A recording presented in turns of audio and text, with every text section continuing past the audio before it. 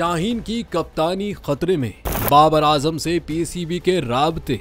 सुसर भी दामाद के हक में बोल पड़े। बाबर आजम को दोबारा से कप्तानी की कुर्सी थमाए जाने के इम्कानात बढ़ गए हैं, क्योंकि पाकिस्तान क्रिकेट बोर्ड पीसीबी ने साबिक कप्तान बाबर आजम से राबता किया है। कहा जा रहा है कि बाबर आजम के हैदराबाद कैंप ज्वाइन करने से कबल बोर्ड ऑफिशियल साबिक कप्तान से मुलाकात करेंगे और कप्तानी के हवाले से तबादला ख्याल करेंगे। इधर शाहिद आफरीदी भी अपने दामाद के हक में बोल पड़े। उनका कहना है कि अगर किसी को जिम्मेदारी दी है तो उसे थोड़ा वक्त भी दें। शाहीन को कप्तान बनाने का फैसला जो पहले किया था वो गलत है, या अब जो होगा वो गलत होगा।